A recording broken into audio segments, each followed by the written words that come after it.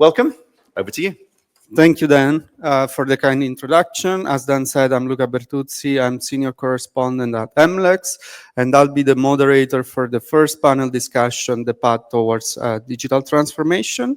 But before that, we are going to hear from our keynote speaker, a familiar face for anyone in Brussels who deals with digital policy, Thomas Kordas, Deputy Director General at DG Connect, European Commission. The floor is yours.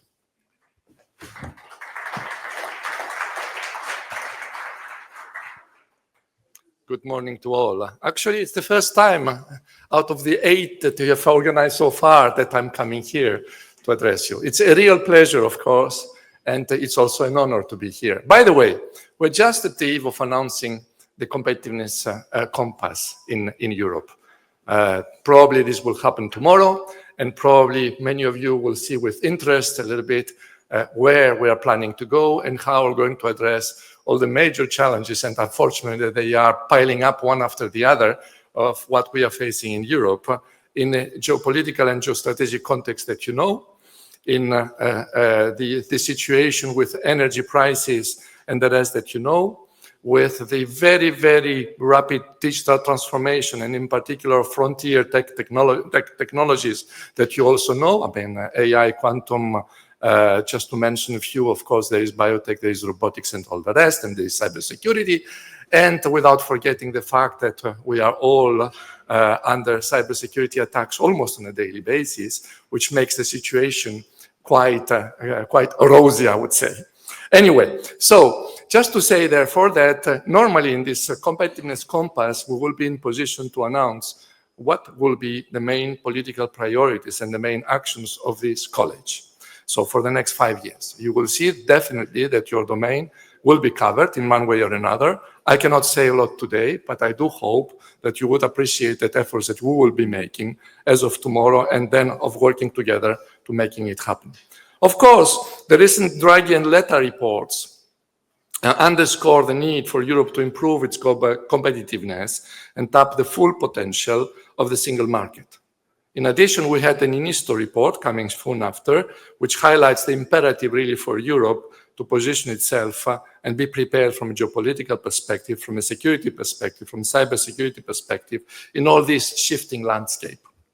The conclusion is one and very clear. We are really at the transition path. We are losing competitiveness in Europe. US has gained very significant advances in major frontier technologies. We are in delay, we are lagging behind. Yesterday, it was mentioned in one event where I have been from some of your CEOs that in your area, the business companies, the companies are investing 50% less per citizen in I would say communication technologies, and even 30% less than the Chinese. So that's why I'm saying it's not a very rosy situation. So the problems are well known. Let's see what kind of solutions we will be putting in place. Now, it's true that with the new von der Leyen Commission, but also with the new Vice President that we have, Ms. Virkkunen, we set a very ambitious agenda. And this agenda is certainly focusing on a few priorities, which are making Europe the AI continent, building a more sovereign, a more resilient, and more competitive digital business ecosystem, and support the infrastructure that we would need to put in place, that we are putting in place to making it happen. Of course, it goes without saying that if we want to have this ambition in place, we need definitely to invest in gigabit connectivity and 5G deployment, among others.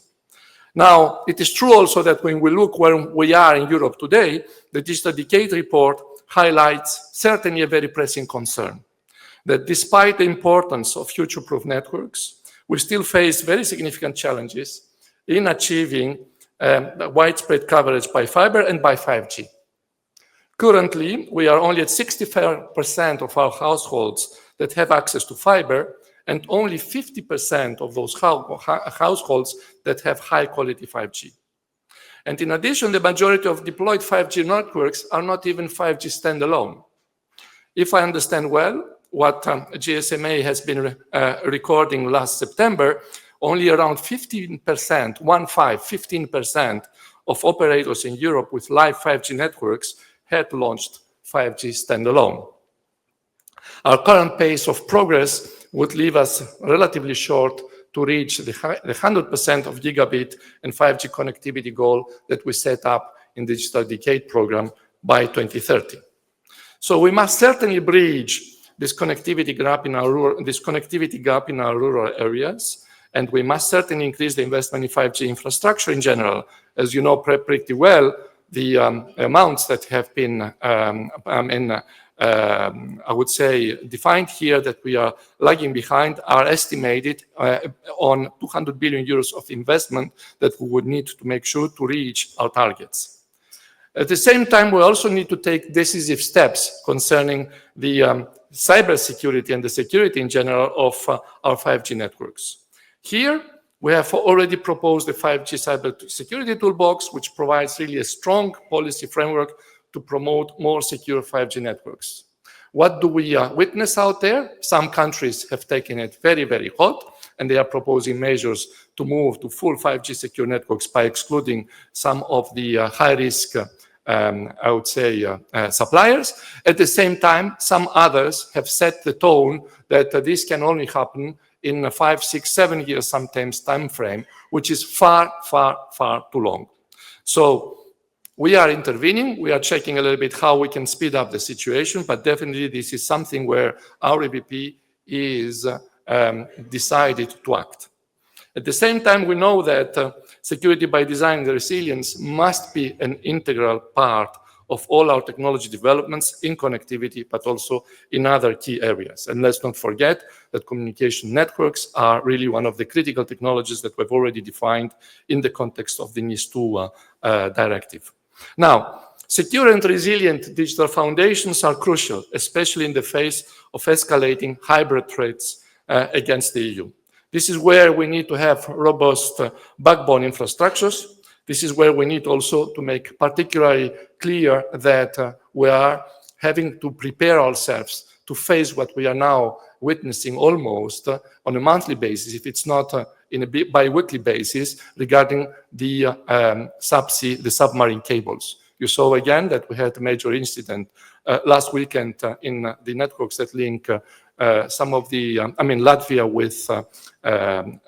with Finland, if I'm not wrong, and therefore we really need to act. And our Vice President has already announced plans to address that, but also in close cooperation with the defense actors in Europe, and in the particular case in NATO, with NATO. So I would say more needs to be done certainly in all those areas. We are committed to act. We are committed to act together with you, and we are committed to making things happen in these 5 next years. Now, let me also say that as far as you're concerned, certainly the 5G toolbox provides a little bit of the area where cybersecurity needs to be addressed. At the same time, we're insisting very, very much that whilst we need to continue preparing ourselves for the advent of Open RAN, and Open RAN is already a reality out there, we also need to make sure that Open RAN is fully secure, because now we're extending the perimeter of cybersecurity when we talk about Open RAN, since there are many, many other actors that are intervening. And certainly, I would say the plan A for the Union is to make sure that we invest in solutions that are traditionally integrated in the way that you know, with fully secure architectures. Now, from the Commission point of view, I would say one thing is to understand where we are going, and I told you already we are acting on a number of fronts. But on the other hand, we are putting in place a number of investment opportunities for all of you, be it in Horizon Europe, be it in particular in DEP, or in the CEF Digital program. Just to take the last one, in the last few years and in this year, we are about to invest around 300 million euros in making sure that we have I would say, the 5G potential in smart communities. We've already invested a number of projects, more than 40 projects that are addressing actually the 5G potential in various sectors, such as healthcare, such as education, such as transport, and where we would like to make sure that use cases like, for example, remote surgery, virtual reality learning, drone monitoring, and smart agriculture become soon a reality. Of course, our goal here is to empower the municipalities, to empower large settings, be it hospitals, be it educational settings or whatsoever, to have access to high-quality 5G. That's absolutely necessary, and of course, the advent of 5G standalone can only make things much better. At the same time, you know that we are investing quite hardly, and we are pushing member states to invest in 5G corridors. It has not been a huge success so far. It took time until we make things progress, but now things are changing after initial studies in the domain, and we do have a number of investments now, a number of projects, more than 25 projects that are dealing with 5G corridors in different parts of highways in Europe. Of course, here the ambition would be to make things happen all over Europe. Now, at the same time, the latest call that is just about to close in the next 10, 15 days, we have brought together smart communities and 5G corridors so that you can then choose in the one or the other areas where you want to go and make it happen. Now, I would like also to say that this is about supporting 5G large-scale pilots that will involve more stakeholders across the full computing continuum, pursuing high level of edge cloud integration and performance of connectivity networks. Let's see a little bit what's coming next. Already you know that we published last February the white paper, How to Master Europe's Digital Infrastructure Needs. There we underscored several aspects. First, the need, of course, for the EU connectivity infrastructure, that is to accelerate investments because, as I already said, we are falling short. In particular, this infrastructure must adapt to emerging challenges such as the convergence between telecom, cloud, edge computing, and of course the advent more and more of AI all over these places with more applications and services that need to be served all along the, I would say, the computing continuum from the cloud up to the IoT by passing through, of course, the edges. The white paper is also putting some emphasis, a lot of emphasis actually, on the existing regulatory framework. I know that many of you are very, very much interested in seeing consolidation happen in Europe, giving the opportunity for European industry to compete on a par with other big countries, and in particular where there are very few operators when comparing to what we have in Europe. We will see how far we will go into this, but definitely the problem is very, very well mentioned from a regulatory framework perspective in the white paper that I mentioned. And at the same time, there are other regulatory hurdles that you have mentioned to us that have been mentioned equally in this white paper. Just to mention a few, the coverage conditions to local planning rules, and of course, the key issue of excessive license fees. So in all these areas, our operators are really in disadvantage when we compare what's going on in different sectors, in adjacent sectors, actually in different regions. It's true today that there is an anti-competitive, I would say, even landscape that you are facing when you compare yourselves, for example, to what is going on in the cloud operators. So these challenges need to be addressed by simplification. We heard the message that sometimes you are facing really the simplification hurdles, and this is one of the priorities of the Commission. You will see what's coming up probably tomorrow, as I said, in the Competitiveness Compass, and of course, harmonization to simulate. So these are absolutely essential to be able to stimulate investment and to reinforce the competitiveness of the sector. Last point that I wanted to mention is, of course, the radio spectrum story, the building block of all the wireless networks.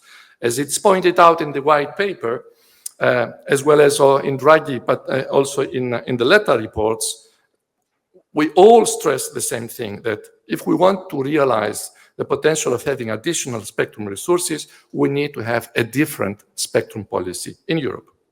So a more integrated, I would say, radio spectrum policy and governance will also contribute to our technological sovereignty, because by doing so, we'll be able to develop in Europe our own cutting-edge networks, both on land, but also in space, and will not rely anymore on others to provide, in this case, the secure connectivity to our governments, our businesses, and our citizens. This regulatory effort is absolutely crucial as it serves a key instrument of the single market. Now, let me move further forward.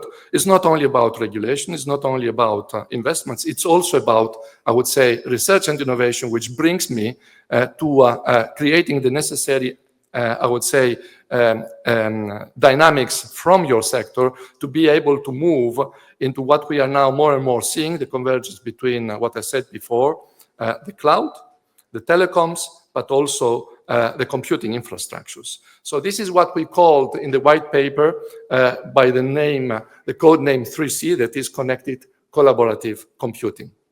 Here it's absolutely, I would say, clear to everybody that on the one side, chips, semiconductor chips, high-speed processors, connectivity, cloud and edge computing, software, virtualization, I would say orchestration of resources, all these come together with AI to make things happen in the next few years. Are we going to be able to address this new challenge that is in your sector from a research and innovation perspective, but also from a business perspective? Because when we see these things happening, we should not anymore just wait and see what's going on in the other parts of the world, but we should be an active player in making also happen in Europe. So this integration of 3C networks also with 5G from the back, so will form the backbone of all this transformation that we are starting to witness already out there. So by leveraging the 5G capabilities, 3C networks can provide seamless connectivity and the computational resource sharing across a variety of devices and platforms. Additionally, the seamless interaction between edge computing and 5G will support the deployment of AI applications closer to the data source, improving therefore the response times and efficiency.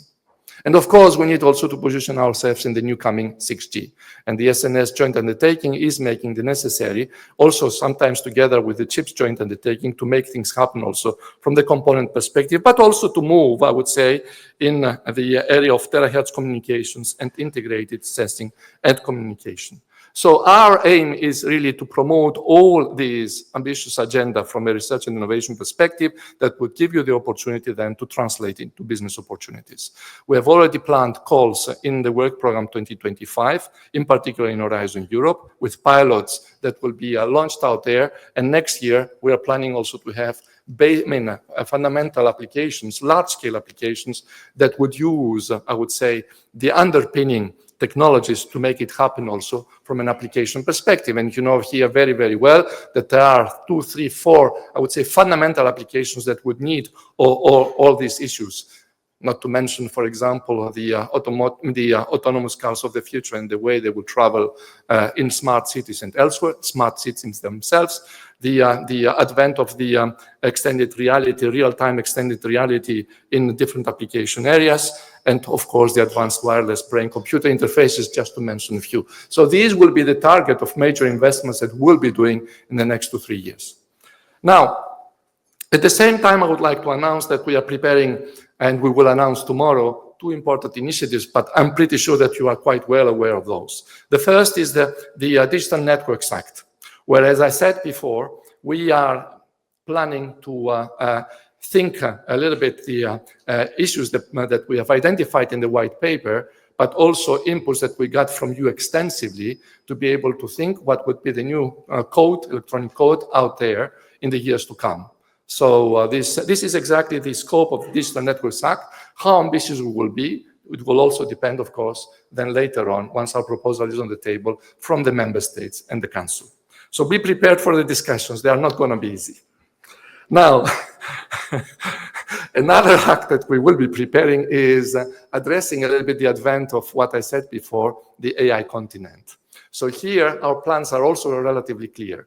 So in Europe, we are facing one big issue, many others, of course, but one of the big issues that are of direct relevance for you is the fact that the number of data centers that we have in Europe, the density of those data centers, but also the energy consumption of these data centers is quite high, and the density is 3 times less than what we have in the States. So we need to redress this situation. And it's not only about big data centers, it's also about edge data centers. It's also about promoting the agenda that I mentioned before. So in this second initiative, which is about the Cloud and AI Development Act, our ambition would be on the one side to promote research and innovation on green technologies for this future small and bigger, I would say, and even very big data centers and AI computing centers, because the challenge will be really to building the infrastructure that we don't have today. It's only the hyperscalers that are offering such infrastructure today. We need to build it in Europe. So this is exactly the kind of data storage facilities, but AI compute facilities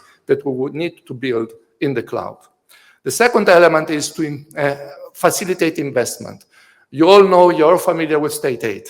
I hope really that some of these things will change with the new commission, as it has been already announced by our president and Vice President Ribeiro. So we will see how far we will go. And certainly one of the announcements you saw, an ambition is also to simplify the whole IPCI.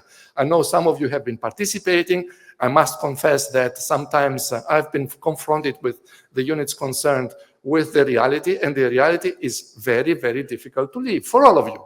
So do you think we are proud when we are announcing an IPCI which takes almost 3 years and even faces now implementation hurdles, and where we are losing half of the players because they cannot afford waiting for 3 years and they go elsewhere? I think these are very well-known problems. In DG Connect, we are very much aware of all those. You know very well that how much we've worked with many of you to make it happen, but there are other elements that we would need to consider to accelerate also that part in Europe. So let's stay tuned to see how far we will go, since some announcements we expect also for tomorrow. So I think this is a little bit what you can expect in terms of the innovation and investment opportunities. At the same time, we might think a little bit how to speed up, the implementation of some of these data centers in the European territory. Today, it may take 3, even 4 years to build a data center, and this is not even guaranteed. So we'll see. We are there checking with the CHIPS Act, where we have done some fast permitting to see if something similar can be applied. But we need, of course, to invest in green technologies. We need to make sure that the energy consumption will be as environmental friendly and sustainable as possible. That's the agenda that we'll try to put in place, plus the fact that we need, and we are very, very well aware after all these discussions about the UCS, etc. So I don't want to come back to this. We need also to make sure that we have an agenda for our cloud industry, which is really, I would say here, losing business and market shares year after year. So sovereign cloud is definitely one of the elements we need to look at, and we need also to look at how public investments and how public procurement can also sustain it. So this is a little bit some of the agenda points that we have in your case. So I think it's an ambitious agenda. More for tomorrow, stay tuned. And I'm pretty sure that some of the discussion of this 5G conference will be tuned by those elements. And therefore, I would like really to conclude that if we have to do it, it's the right time to do it. So both from a regulatory perspective, from an innovation perspective, from an investment perspective. And conferences like this, where I see all these people coming together, and I'm really delighted that you're all together, provide really the right forum and the right platform for further advancing some of those ideas, but also giving us back good recommendations that we can take and hopefully we can implement within the new college. Thank you very much.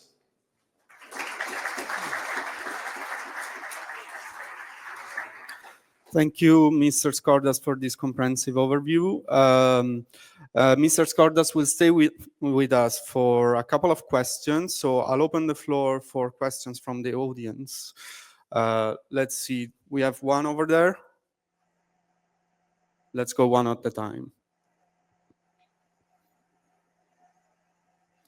Can you state your name and affiliation, please?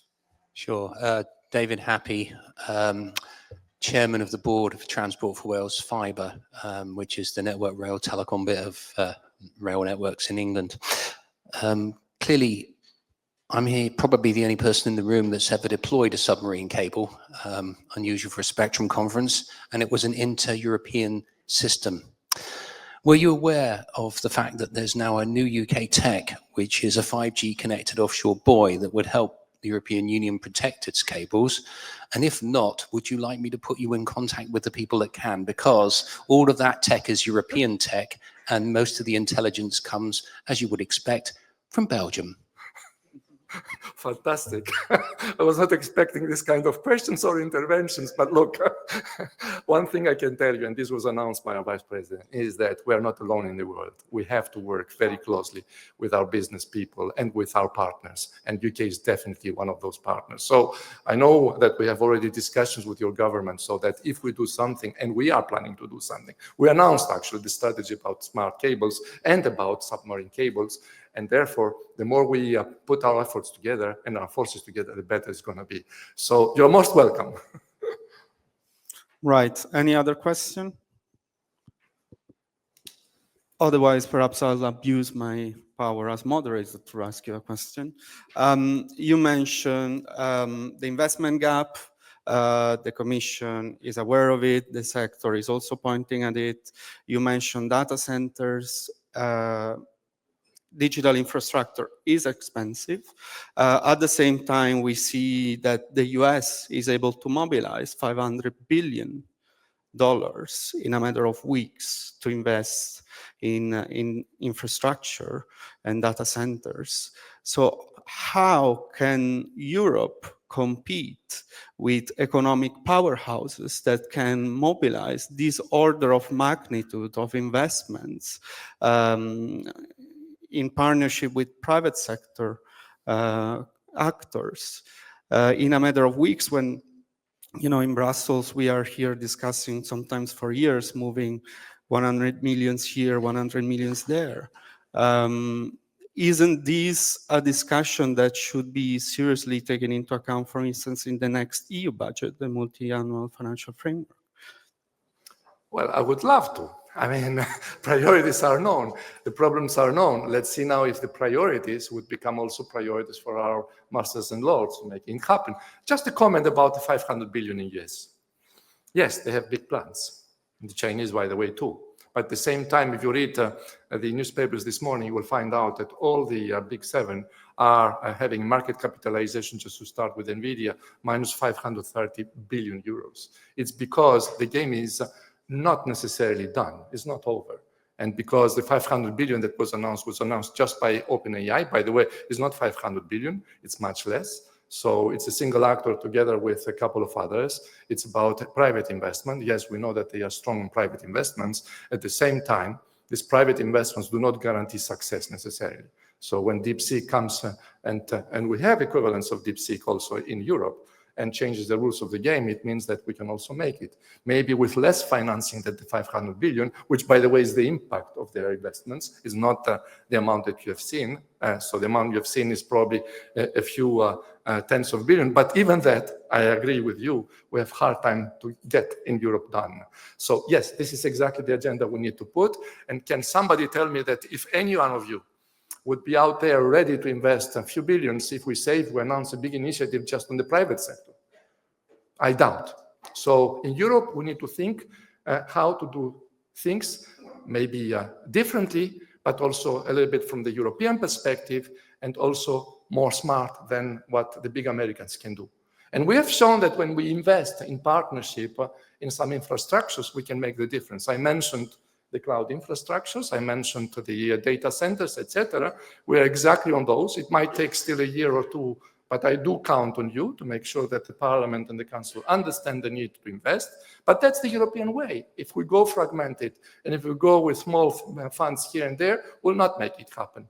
We will certainly not be able to put in place 500 billion euros. That I can guarantee. But definitely, even with sometimes with a few billions, we can make the difference. And I'm talking here to smart people who know how to cooperate in smart environments whenever the regulatory and the investment conditions are good. So, by the way, one of the other ambitions of this Commission is to tackle the problem of scale-ups, which is a huge problem, probably also in your area. We have a lot of advances, for startups. They don't have enough funding, and they go, either they are bought by the big Americans or they go to the States to get the funding they need, the private funding needs. So this is another agenda we need to prepare, but I'm all with you if we manage to get another trillion for maybe not like this in the RRF, but something different where we join forces, we will make the difference. But even with 10 billion, I would be happy to make it. And I'm pretty sure you too. Thank you, Mr. Skordas.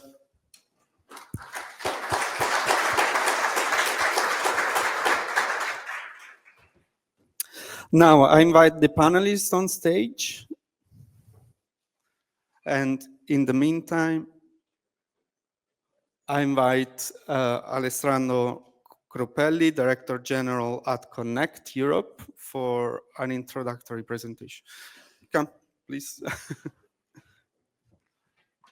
Good morning, everybody. So I'll allow for a little bit of time for the colleagues of the panel to join. So meanwhile, I can say hi. I'm representing Connect Europe. We are the voice of the leading providers of connectivity networks and services. For those of you who follow Brussels, you might remember ETNO, which was our predecessor, and we take the relay of it. This morning, I'm going to give you some of the highlights of our State of Digital Communications report. You have the QR code to download it for free in front of you.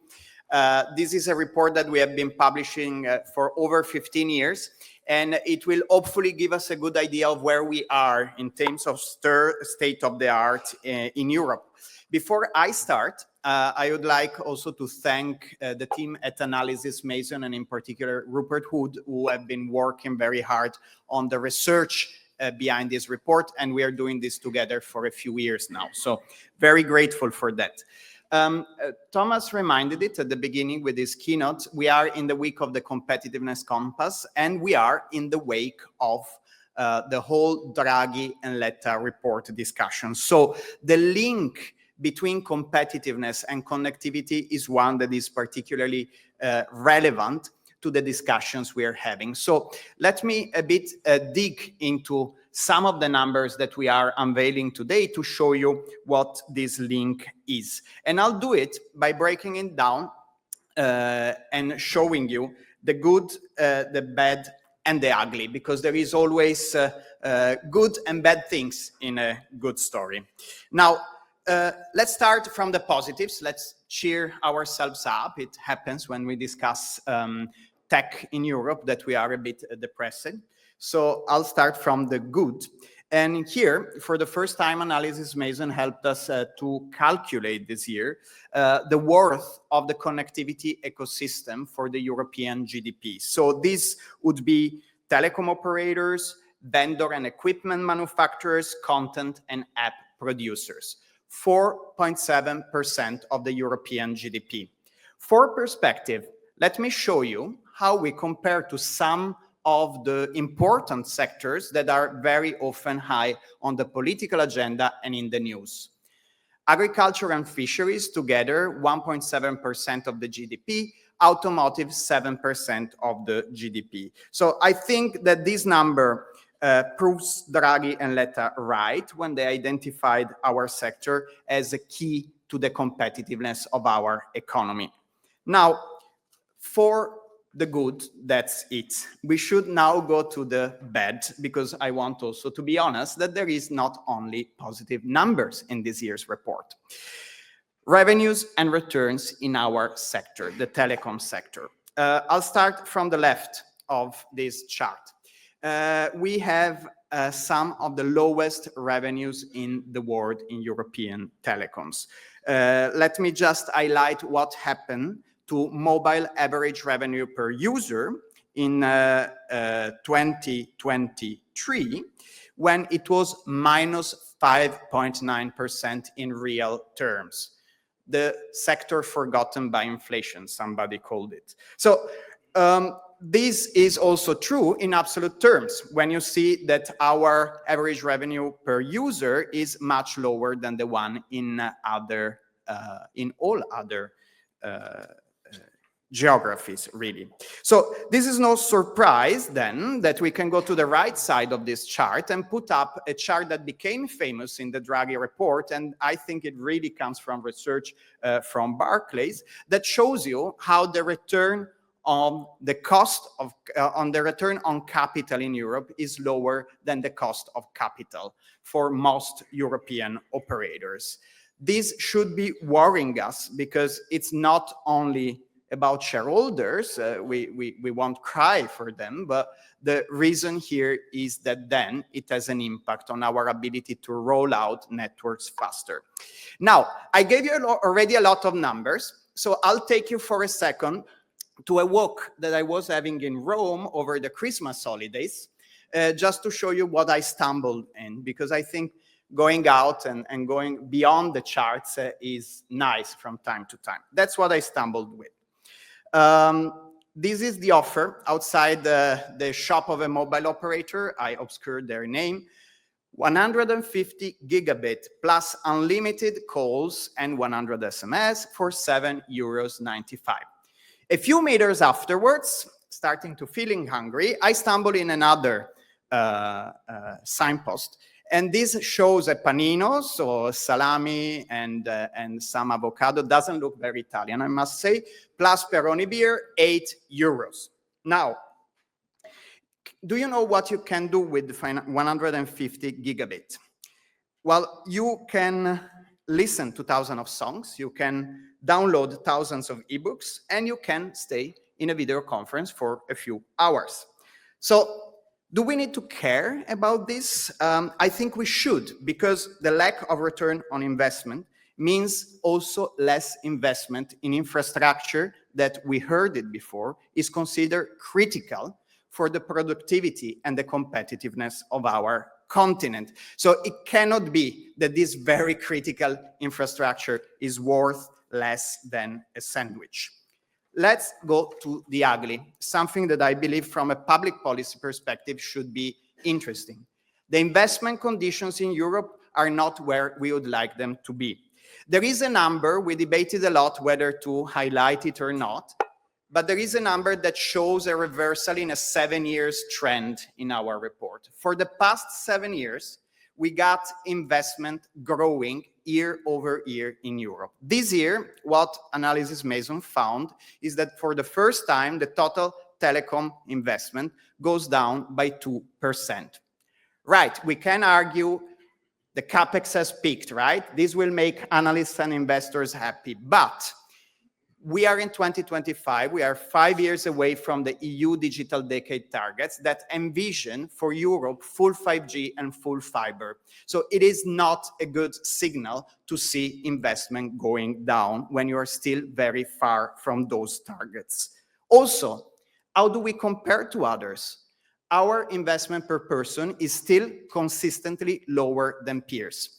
I've been looking at this report for the past 11 years in the association. This is a trend that has been consistent and it has never changed. Today, Europe invests roughly half as the US per capita. This is also something that talks to us about competitiveness and investment in critical infrastructure, and I think we should reverse this trend.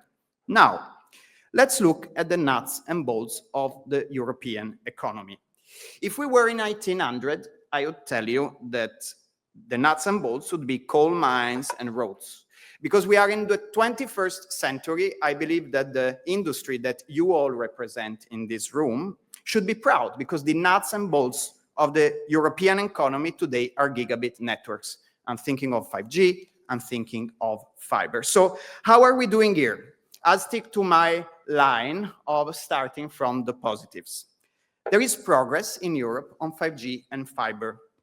Let's look first at 5G, and let's call it consumer 5G. Faster videos, better user experience. At the end of 2023, we had 80% of the population covered by at least one 5G network, and now we are at almost 87%. Unfortunately, as you see, still behind all our global peers, but progressing. On fiber to the home, we have better news.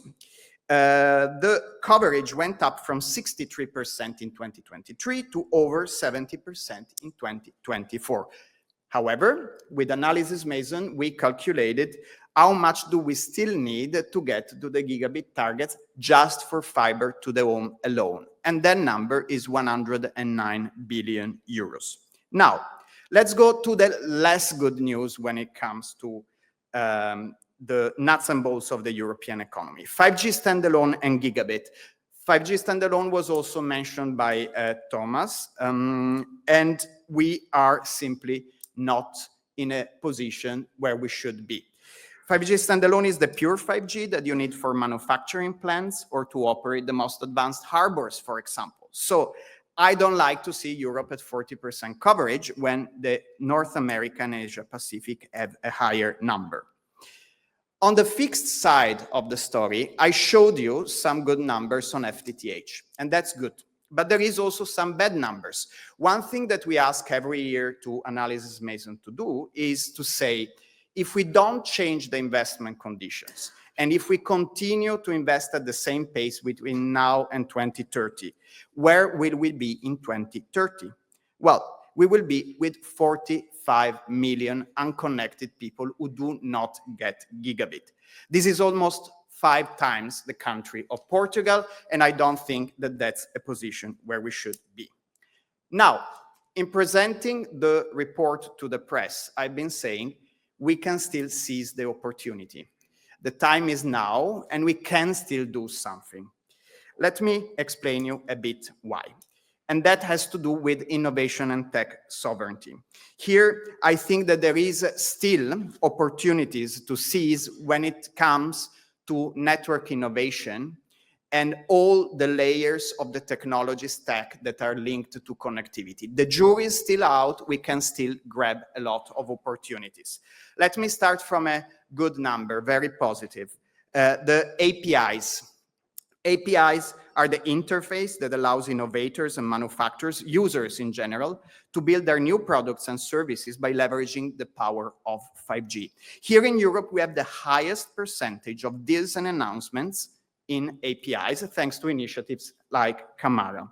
Now, moving to the less positive, you know that the EU Digital Decade targets also have a target on edge cloud. 10,000 edge nodes is the EU target. Right now, we are at 1,100, so we are still far from where we would like to be.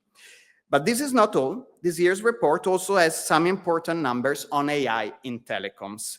I hear people telling us, chill, you should give up. AI is for the Americans, it's for the Chinese. Give up, go home. I don't think this is necessarily still the case in our sector. So let me show you a couple of numbers. First one, AI in network automation. Analysys Mason told us that 52% of operators have already deployed some AI functionality in their network automation or optimizations program. And look here, 25% of them are already in the commercial phase. But AI will not only be relevant in how we operate our networks, it will also be relevant in how networks are used. So here comes another and the last chart on innovation. According to Analysys Mason, we expect a plus 50% of data traffic on networks due to interconnection among data centers for AI. That's, I think, an interesting usage trend, and Analysys Mason also identified for us some other drivers, possible drivers of data traffic in the coming years driven by AI. So what is the take here? If Europe wants to grow in AI, it can and it should discuss all the fancy applications and services as we are, but do not forget networks. Networks are the foundation for AI, which brings me to my conclusion. So, should we be optimistic? Should we be depressed? Should we cheer or not? Well, we are a regulated sector. So our wins and our failures are shared with our regulators and our policymakers. So let me make a case here for change and action. And it is an interesting fact for me that in a historical moment in which everybody is asking for loads of public money, we as telecom sector are not asking to be flooded by public money. What we are asking is to have better conditions so that we can attract to Europe private investment and private capital so that it doesn't go anywhere else. Enrico Letta, in a presentation of his report, famously joked this year that in China, it is the year of the dragon, while in Europe, it is the year of the report. Now, in 2 days, January 29, in China, it will be the year of the snake. So my plea is, let's get to action, implement the Draghi and Letta reports before another year changes. So I have 3 words on which I conclude. My plea is 1, deregulate. We support the Digital Networks Act of the European Commission. It simply cannot be that we are still regulating as in the years of copper when we should be talking about 5G. 2, scale. And here I put it in Draghi's words. In face of global competition, consolidation cannot be any longer a bad word in European telecoms. 3rd, but not last, innovate. The edge cloud, networks for AI, virtualization game is still ours to win, but we need to take action now. So thanks a lot. I'll let you download the report if you wish to, and I'm looking forward to hearing the panel. Thank you, Alessandro.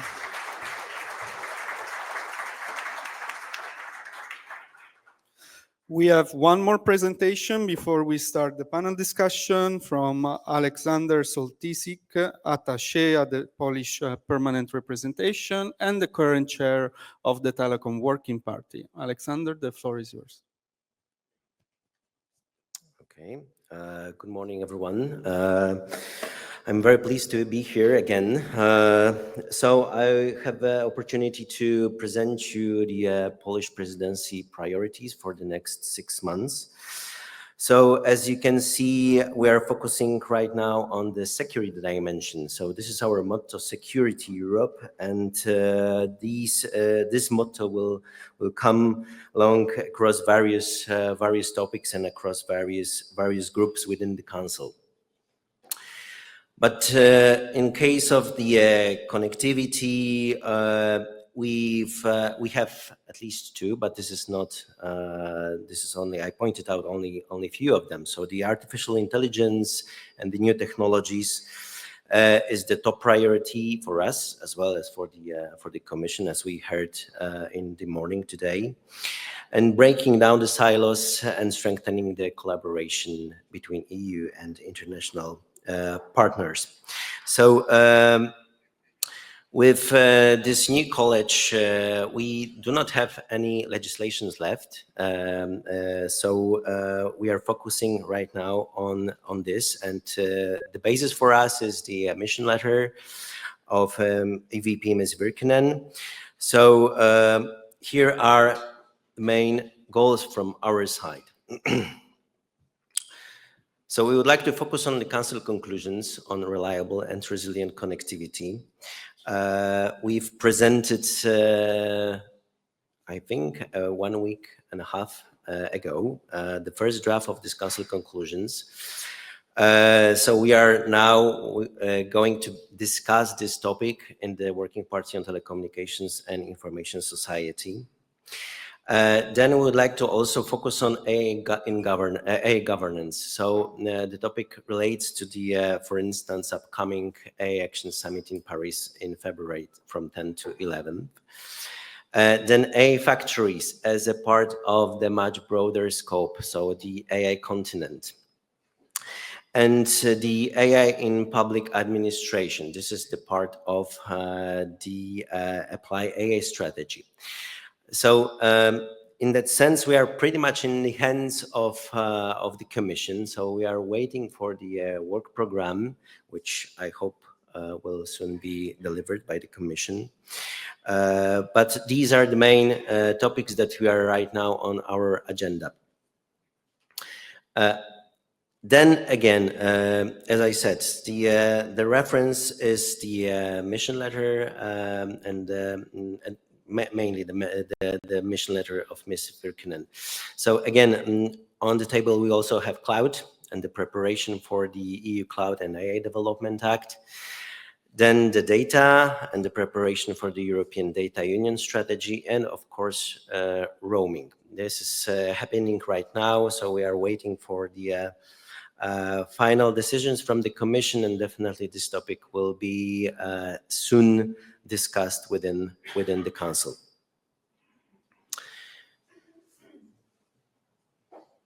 And maybe a few words on the Council conclusions on reliable and resilient connectivity. As I said, the security is the main, the core and the heart of our works in the Council. We, of course, based the Council conclusions on the February's white paper from last year, delivered by the Commission. Then we also took in consideration the previous Council conclusions delivered by Belgian presidency and the Hungarian presidency last year. And last but not least, we are witnessing still on the daily basis the various issues like, geopolitical situation is the most important right now for us. So for sure, what we are witnessing on the daily basis, so the incidents at the Baltic Sea, then the interferences regarding the GNSS signal, and the natural disaster. We've witnessed disasters across Poland, floods, and across Spain, in Valencia. So this is something what we want to take in consideration, and we definitely want to discuss within the Council. During this very first presentation of the Council conclusions, we invited to the Working Party the representatives from the RSPG, and I guess it was the very first time since the RSPG representatives had the opportunity to present the ongoing works of this group. So the Working Party heard about the ongoing developments when it comes to the 6G strategic vision and the 6G itself. Then we also heard the presentations from the European Space Agency, especially with the focus on D2D. So I guess it was very timely and very helpful for the all attachés across the Working Party to hear about these developments. So this is in the very nutshell what we are discussing right now within the Working Party. Definitely Council conclusions on reliable and resilient connectivity and the convergence of the terrestrial and non-terrestrial networks are very important right now, with a view to be approved by the TTE Council in June this year. So this is all from my side. If you have any questions, please. Thank you, Alexander. I'm afraid we are already running late, so we won't have time for follow-up questions. Please join me in thanking Alexander for his presentation. Right, and now finally to our panelists.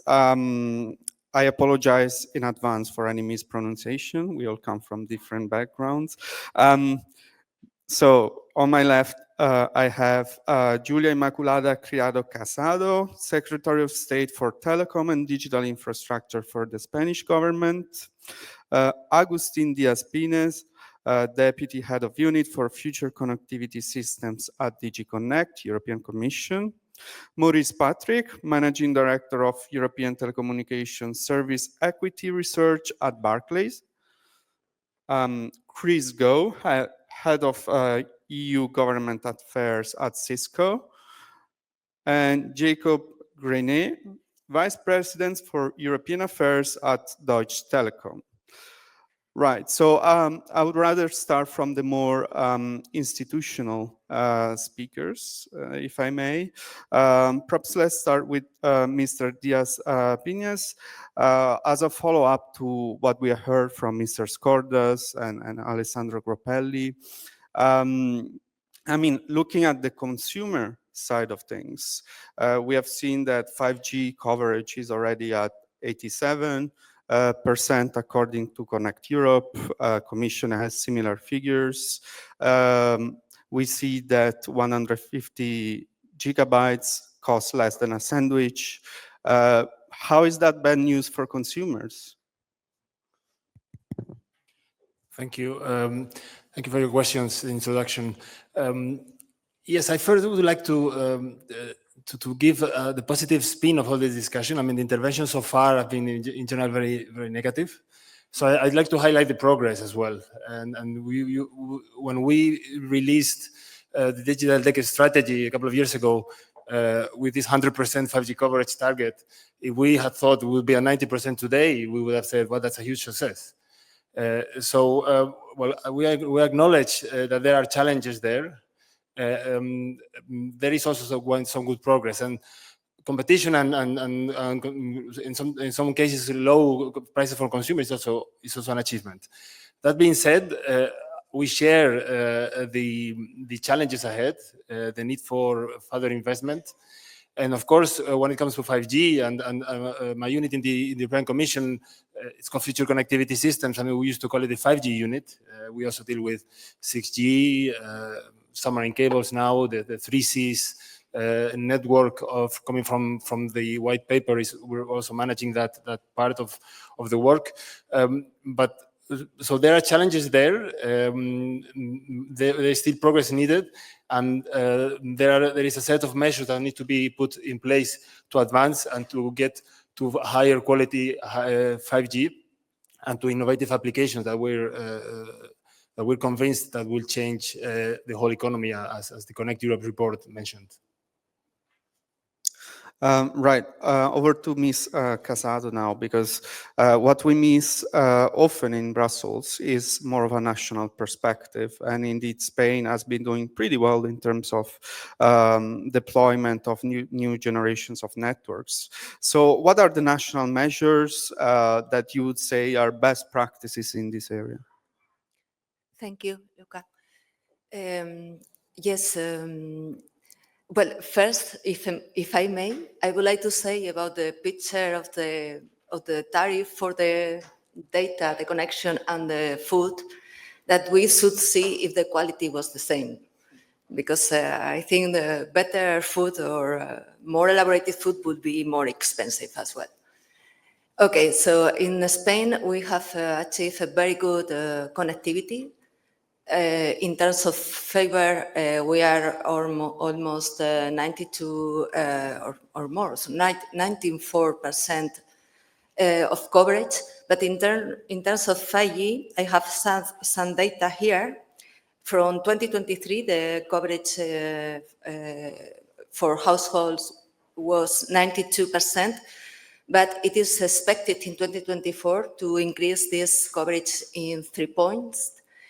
Those data is still not published, but those are our insights at the moment. In relation to the deployment of the 5G networks in the mid-band, in the 3.5 GHz band, we have achieved the 58% in 2023, and it is expected an increase of more than 50 percentage points for 2024, so a big step. And for rural areas, the coverage is also improving a lot for the 2024 with more than 25 percentage points of increase.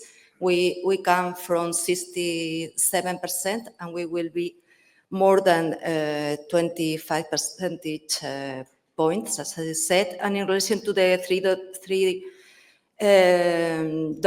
GHz deployment, we come from 10%, and there will be more than 50 percentage points of improvement in 2024. So what I wanted to say about this is that taking advantage of the Recovery, Resilience and Transformation Plan, we had implemented several measures in order to improve coverage, mainly in rural areas. That's why we will have those big increases in 2024.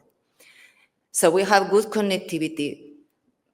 And even having this good connectivity, we still needed more measures. As for instance, we have applied the reduction of the tax for the spectrum reservation during 2 years in the 3.5 GHz band for operators. We have extended the concessions for 10 years in average to the operators without any conditions added. So we have implemented some measures in order then to be more comfortable and with more guarantees to have the spectrum there to deploy. And finally, even doing all this, there is still a lot to do to achieve digital transformation. It's not only 5G deployment and connectivity. Business cases are needed and much more. Thank you, Ms. Casado. Over to Mr. Patrick now. Indeed, we don't hear in this type of discussions very often the perspective of the financial sector. So as investors, what do you see as the main limits, to the attractiveness of investing in telecom infrastructure? Yeah, so my name's Maurice Patrick. I work at Barclays, where I cover European and telecoms companies and inside and outside.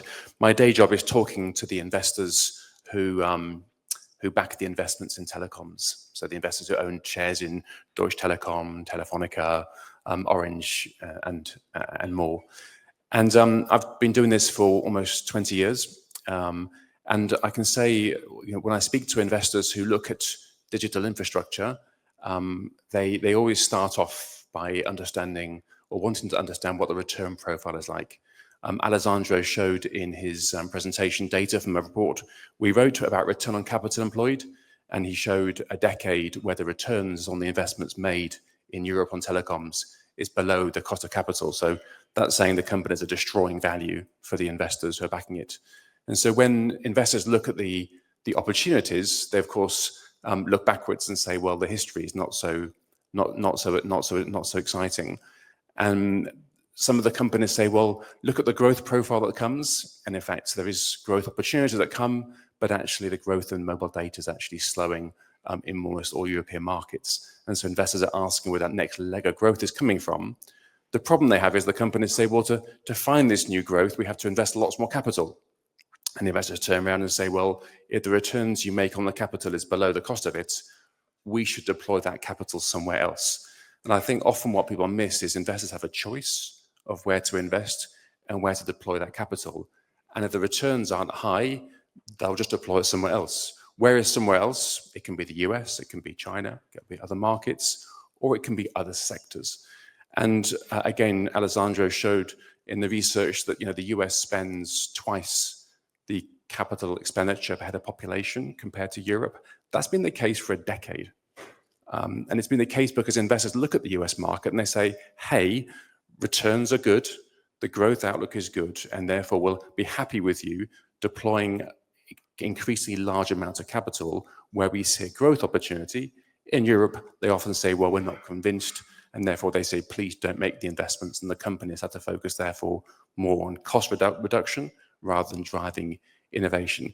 Clearly, it's more complex depending on different markets, but overall, that's how investors see it. Thank you for that. Over to Mr. Go. What's your point of view? Because we always talk about these digital decade targets, how Europe is not doing particularly well in terms of achieving them. What's your overall assessment, since we are also at a point where it might be worth reviewing such targets? Yeah, thank you.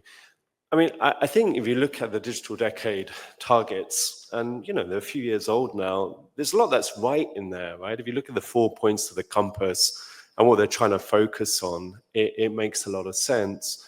I think what we feel, and I'm going to use rather than the Commission's figures on this, I'm going to use some from a couple of reports that we bring out, is that, if we look at some of the core elements around cyber, AI, skills, the truth is that Europe isn't super well placed in this space. So if you think, we look at the cybersecurity space, in the last term from regulatory, we spent the time coming out with the NIS2, with the CRA, saying that's what's going to make us great at cybersecurity. But in our report, only 2% of European organizations are mature in terms of their cyber readiness. If you look at AI, we come out with the AI Act. We're going to have the right approach for AI governance. We're going to lead the world in that. But when we look in one of our reports, only 6% of European businesses are really ready to take the full potential of AI. And, you know, the picture isn't great worldwide, but just to give you a comparison point, that number is at 19% in the US. If we look at skills and talent, we only have 9% of businesses feel that they have the talent ready today. So I think, you know, I don't want to be the one just painting a negative picture. I actually think we have an opportunity right now today to say, okay, that was last term. Last term we talked about governance, being a rule maker, setting that out. This term, we have an opportunity with Draghi, with Letta, I mean, we've heard with the competitiveness compass, to talk about other things, to talk about investment, to talk about uptake, to talk about how do we get those skills, how do we have the right professionals in place so that we can fully leverage this opportunity. Right. We have an opportunity here, Mr. Grenier. We heard the analysis of the telecom sector from Connect Europe, but politics is also always a matter of priorities, right? So we heard the sector push for harmonization of the spectrum, for consolidation, in-market consolidation, for deregulation. What should be the priority in your view? Yeah, before I come to that, I always find it good to have in January a State of Digital report coming out that, since I'm in the sector since 10 years, always talks about the bad and the ugly. And then we get reproached that the telcos are a bunch of crybabies. Let me just say, since Mr. Draghi, it's socially and politically accepted to cry because he's crying with us since last year. And I think it's very important to not have forgotten about this report from last year, now that we are entering into this year, where we indeed hopefully finally see some actions. But I don't want to immediately start crying again, so let me start on a positive note. What are we doing to innovate? We are at a 5G conference. Policymakers now like to already talk about parameters and roadmaps for 6G. I think that's really wrong. I think we need to focus on 5G. And we are not where we would want to be as a sector in 5G. It's the second halftime now. And I think now, I hope that we have a certain tipping or turning point where the telcos are finally able to also monetize 5G in certain ways. Let me give you 3 examples. One where I think we had high hopes, but they have not been fulfilled yet, is campus networks. Do you see a lot of campus networks deployed around Europe? I don't see it yet.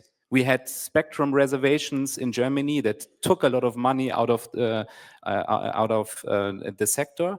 And in the end, those who wanted those reservations didn't really deploy campus networks. That's one problem. The second, 5G standalone. There I do have some hopes that now we're accelerating. Yes, 40%. Yes, we're not where we should be. We as Deutsche Telekom always said, well, we want to connect it to a meaningful use case. We now launched a meaningful use case in Germany. It's a 5G gaming slice where users can really see the difference between 5G standalone and 5G. So I hope in the next years we can accelerate here. And the last one is a joint venture that we just created with a bunch of global players to open up our network APIs for developers to allow them to innovate on our networks, and by that also us monetizing. But this is not enough. We have seen the numbers. We are not yet deploying as much as we would like. And Alessandro showed this nice picture of the Peroni and the cheap tariff. I hate to break it to you, but I don't think that's going to change. We are going to continue to have these low prices. If I look at my home country, Germany, we have over 100 virtual mobile operators who get access to our networks. We're investing and they get access to our networks and then offer cheap tariffs. We have over competition in mobile. We have seen prices declining by 12% in the last 10 years, while other prices, energy went up 40%, civil engineering went up around 40, 45%, consumer prices went up by 18%. The telcos are the only ones who are not able to get a sufficient return on investment, as Maurice said. So you need to then find other avenues. And here we come to your question, what should happen now? I think one element is a spectrum reform, a meaningful spectrum reform. Spectrum reform, just to give you a number, in Germany alone, all telcos in Germany have invested 66 billion euros in spectrum in the last 10 years. That's money that's taken out of the sector that we could invest. Second, yes, consolidation. We need to create economies of scale. Our CEOs are running around since 10 years saying we need to go back from this mantra that we're somehow doing a 4-to-3 merger that leads again to a 4-player market. That's at the moment a common practice in Europe. So yes, that can help us increase investment and innovation strength. And the last point, give us legal certainty on 5G innovation. I just mentioned the 5G gaming slice. We have too much insecurity in the companies who think whatever we are going to roll out might be in breach of net neutrality. So give us some guidance, and I pledge to the European Commission, give us some guidance to tell us what we can do, what we cannot do, so that regulation doesn't become a stumbling block to innovate on 5G. Thanks for that. I would like Ms. Casado to react on what has been said on the spectrum, because we see the Commission regularly coming back with this idea of managing it more centrally, but there is always opposition and resistance from the member states. I mean, of course, spectrum allocation is also a financial it's a source of financial resources for national governments. Will we ever get to actual harmonization in this area? Well, I had to say that we had worked a lot on harmonization. We have several harmonization decisions on technical conditions to use in the whole Europe the mobile bands. I think it has been a success. We have 4G very well deployed, and we have the bands for 5G. I think what we lack for the success of the 5G is not the lack of spectrum available for it.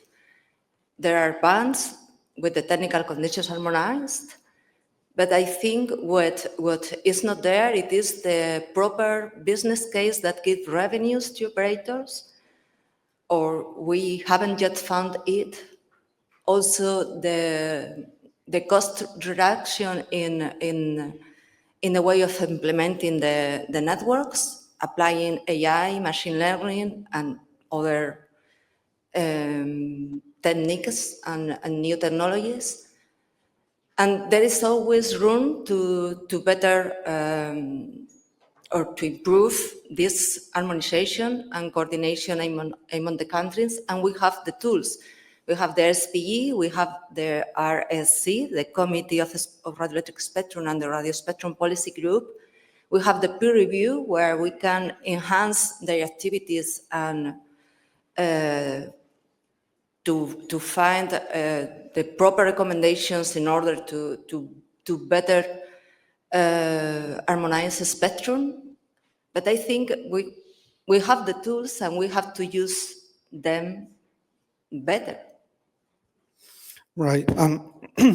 I wanted to follow up with Mr. Diaz-Piñas from my previous question, and picking up on what Jacob was mentioning about the over-competition in this sector. I mean, I assume everyone in this room is probably concerned about the health of the sector, and what we are hearing from the industry player is that the sector is not healthy. At the same time, how everyone outside this room would probably find that low subscription costs are not bad news. So how can the Commission explain to consumers that they're paying too little for their mobile services? Thanks for the question. We need to distinguish other services that are and quality as well in what consumers are paying. You say this is in principle good news to the average citizen, but then to the extent it prevents further investment in networks, it is not good news in the good term. I mean, you mentioned consolidation. I think everyone has mentioned consolidation so far, and it's not 10 years. I think it's at least 15 years that we're discussing this.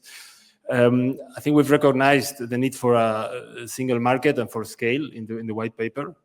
And we're trying to put in place the measures to promote scale and to promote investment. Of course, when it comes to the specific point on cross-country in-country consolidation, you have the merger regulations, you have the rules, you have the jurisprudence there. So we need to see, as Thomas Korda said this morning, we need to see what can be done there and how this could change or not. I think we need to see the action to be taken in two broad groups. I mean, first one of them is removing barriers to investment and promoting a single market. When I say about removing barriers to investment, maybe more certainty for spectrum as well, and more harmonization, but also for deployment. And you have the Gigabit Infrastructure Act, for example, some measures to promote investment, to promote certainty. And Alessandro showed a very nice slide on deregulation. I mean, regulated markets have actually decreased from 18 to 2 in the last 20 years. So there has been some regulation already. Then that's on the facilitating regulatory environment and so forth. Then we have the part of technology development and innovation and so forth. And there I would quite disagree. Someone said that operators do not ask for money. I mean, we in the projects and calls for proposals for 5G and 6G research, they do ask for money. So, and we're happy to support that research and innovation. So there we need to see which sectors and which applications have to be supported. Be it 5G advanced, there are quite a few pilots on 5G advanced application for different sectors, and also on 6G now. We also have the 5G corridors in CEF. I mean, there is a lot of ongoing action there. And I also would like to remind one point that was mentioned by Jakob, but also by the Draghi report, but is network APIs and the Camara project. This is actually a very important part for monetization of the investment for operators, and also a big part of our 3Cs, connected, collaborate, computing vision there. So actually monetization and commercialization of services is actually a very important part of the whole picture. Right. Back to Mr. Patrick. When we talk about market consolidation, what the sector is asking is for in-market consolidation, not cross-border consolidation.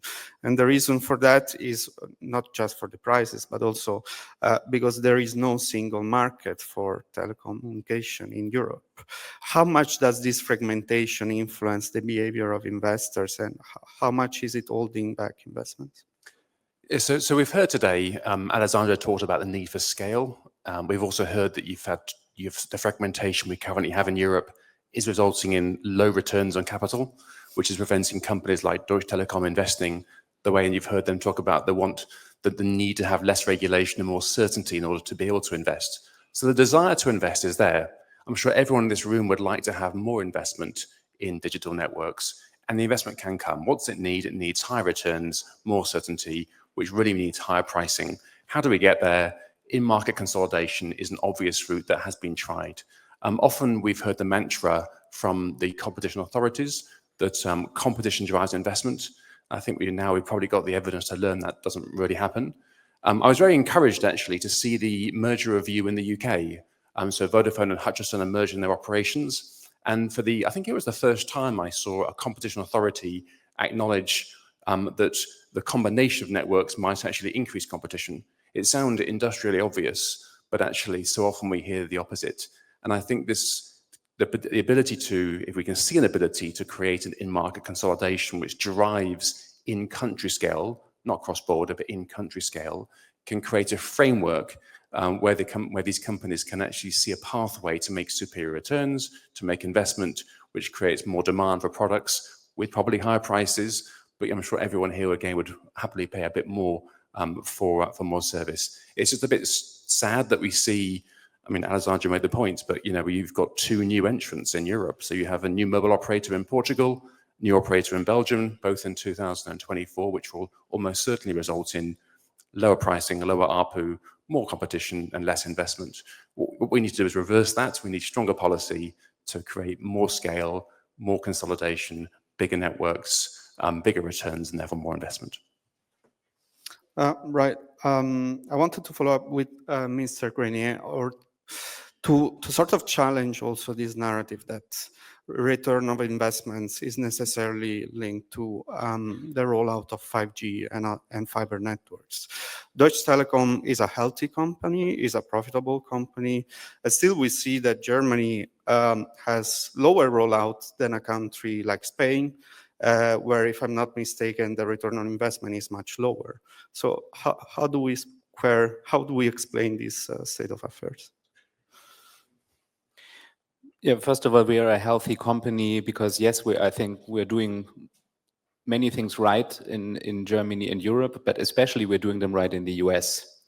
And I need to say that because otherwise somehow the impression is that I shouldn't be allowed to cry. I can still cry about Europe. I'm not crying about the US. Our daughter there has become bigger than the mother, to say it simple, which is a good thing for us because indeed, the return on investment in the US is much higher. We make double per user than in Europe. But coming back again to what you also just said, it doesn't mean, I don't think the path for Europe is now that we're going to double prices in Europe. It's not socially acceptable. It's not politically acceptable. It's a reality that we need to live with. And that's why, again, it is so important to discuss about reforms like competition policy, where if you look at the UK, what is positive here is that they have acknowledged that there's not only a short-term development called price developments. Do the prices go up? Do the prices go down? That's very important to assess. But it's even more important to assess in the long term, does it lead to efficiencies, to benefits? In the US, we made a big merger and it led to efficiencies, synergies. We were able to use the spectrum that we had from Sprint, and with that we were able to cover a much more, a bigger proportion of the US, and now we are the biggest 5G network in the US, and that has helped us through this merger. So it's not only about prices, we need to look at more efficiencies. When you ask me about Germany and Spain, I think it's always difficult to compare member states with each other. Why? Because I just told you about the rise of civil engineering costs. We have to dig up the streets in Germany to deploy fiber. That's not the case in every European member state where fiber goes basically up the wall and through your window. It's aesthetically maybe not beautiful, but it's much easier to deploy. And so spending a lot of money on the construction and deploying fiber has led also to the fact that we are not where Spain is. But let me also say very clearly, we had a different path. Our path was to start enhancing our copper network with vectoring, something that many other operators in other countries couldn't do because of the topology of the network. And that has led to speeds of up to 250 Mbit, where many people today say, I can watch my Netflix abonnement, I can do video calling. I don't really need fiber yet. And that leads us a bit to the question of low uptake, which is indeed a problem. And just to give you one example, what I mean with this is we have just connected 10 million homes passed. So meaning we are in the building now, but we still need to connect the user with fiber. And here, for example, in Germany, we have a real problem that property owners, we have lots of renters in Germany, property owners are saying, I don't want this. I don't want to have heavy construction in my households. So the last, really literally the last 50 meters is at the moment the problem of why we in some ways do not have fiber connected yet. And I think here we need to work on this. But I'm sorry, now I'm drifting off into fiber details in Germany, but yeah. But actually that's, I heard that's pretty common that homeowners don't want this construction work. Mr. Gao, over to you. To to give us a more long-term perspective, right? We have low retail costs for consumers, but what are the long-term effects of underinvestments in digital networks, especially when, you know, as Alessandro said, they are the backbone of a modern economy? Yeah, I mean, I think it's a very valid question, especially now that we're talking about connectivity coming up the political agenda again. It shouldn't just be a question of what can Europe do for connectivity, but what can connectivity do for Europe, and hoping that that's understood across the wider range of public policy goals that we have. So if you think about, you know, we have a big agenda right now around industrial competitiveness. And to take an example that we've done with NTT on private 5G in the industrial setting, you know, it's changing things like our ability to do machine vision for things like predictive maintenance, for automated guided vehicles. If you look at healthcare, we talk about problems of the rural divide in healthcare. Well, digitization and connectivity is essential to being able to deliver those health services at home. Never mind what we're doing in the hospitals in terms of connecting the systems, the applications, and learning from the data. If you think about defense, the big issue of our time, a lot of countries are talking about the essential reform, not just of the amount spent on defense, but having a digital backbone. And what they mean by that is really about being able to connect up the platforms, the integration of the different defense platforms. And digital is a crucial role in that. So I think for me, I think that's something that we need to keep emphasizing when we talk to this, not just, Jakob, why are we crying, but also what can we do for you, right? You know, what is it that digital connectivity is really driving in today's challenges? Thanks. I wanted to go back on the in-market merger topic. Ms. Casado, we saw in Spain this recent landmark merger with MásMóvil. Incidentally, the European Commissioner for Competition is also Spanish. So what is your view? Is this the way to go to make the sector more financially sustainable? Well, that's a difficult question for me because I'm mainly a technical person. I can say that the new operator is now, I could say, from my point of view, in a better position, in a very good position. And we hope this will help this operator to invest not only in deployment, but also in research. And the others to be, let's say, trusted by this big operator that now is operating in Spain. And I think that's all I can say. I don't have more information, sorry for that. I think you did answer in a way. I wanted to go back to Mr. Patrick. We heard that the US market is a much more profitable market from infrastructural investment point of view. We were discussing with Mr. Skordas, their investments in data centers might not be 500 millions, maybe it's 100, it still dwarfs European investments in this area. So what makes the European market particularly attractive compared to the European one, and what lessons shall we draw from that? Yes, so I think when investors look more widely at where to invest, they typically will take an assessment of where the growth opportunity comes from, and then the risks that are associated with it, and they'll apply a hurdle rate for investment, which we refer to as a cost of capital. And when they look at the opportunity, so for example, data centers, you have data centers in the US, you have them across Europe, you have them everywhere, and the research earlier showed you have greater levels of investment in the US. It's just that belief that you'll see greater levels of growth coming from the US market and less regulation of it.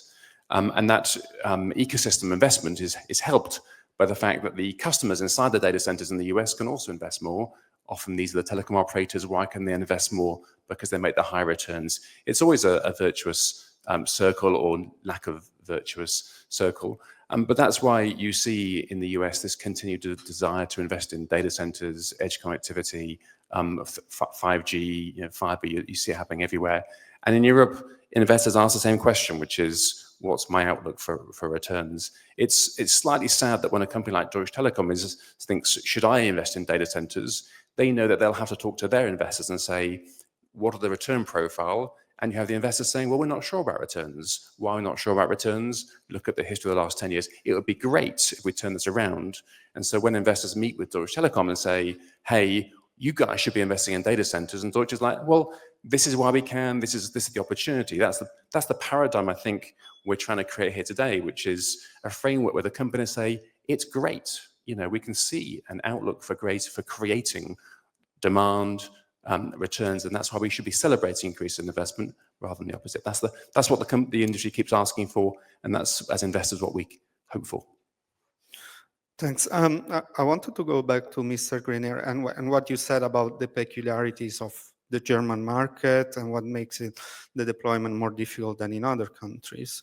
So is the crux of the problem that this national fragmentation and how much can Brussels do to harmonize a market that, as you said, we all come from different paths to digitalization. So how much convergence can there be?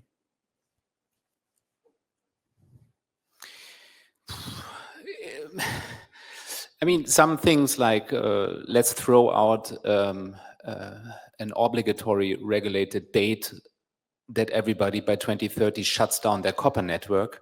I don't think that's going to help. That's not a harmonization effort in that sense. I hear, of course, the vision of the Commission to say we do not really have a single market. I agree. I think it's also good to continue trying to make this vision become a reality. So if you assess, at member state borders, are there barriers that we can lift so that the telcos in the future are rolling out across their footprint cross-border services, I think is a good vision. Good luck with the member states. Because when they talk about lawful interception and national security requirements and certain privacy conditions and data shouldn't leave, I don't know, the country, that's something you need to talk to with member states. Does that move the needle? And is the sector, after lifting these barriers, healthy again? I don't think so.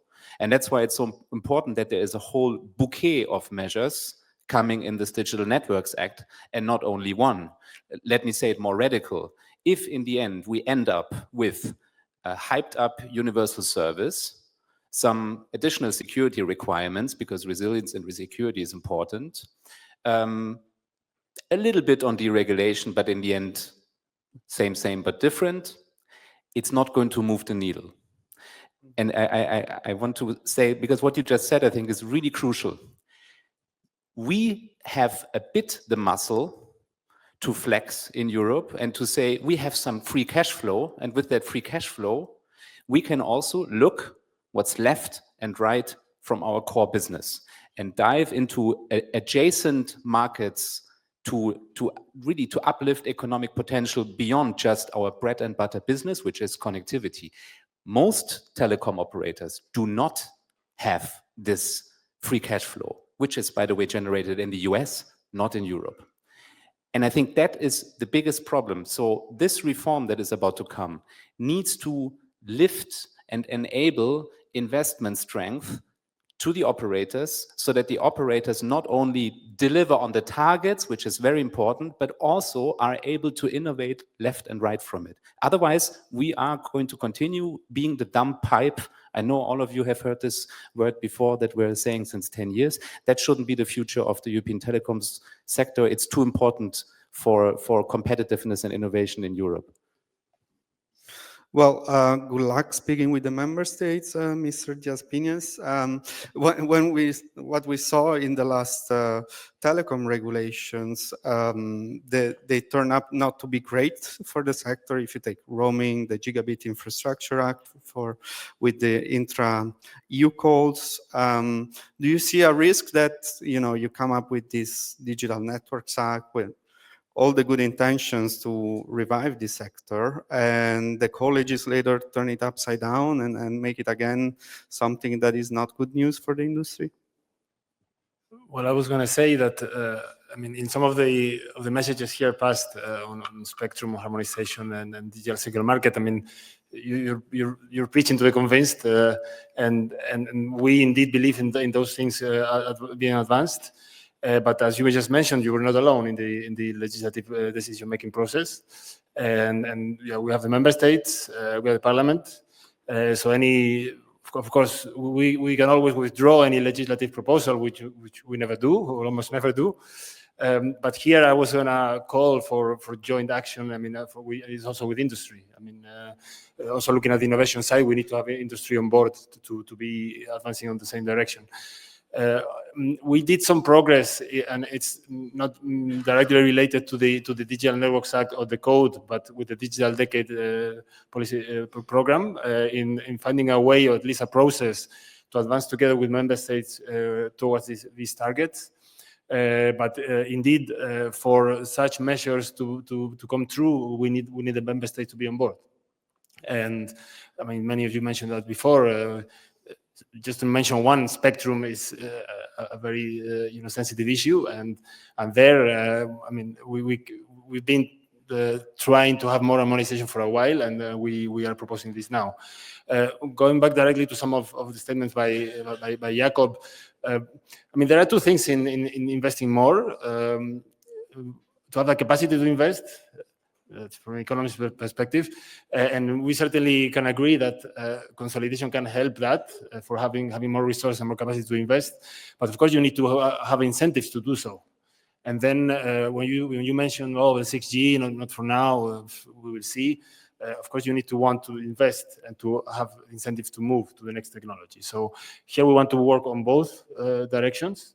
So not forgetting the other. And there, what I mentioned before about monetization and business cases and so forth is also towards this direction. Thank you. We are quickly running out of time. We'll take a question from the audience now. Yes, over here.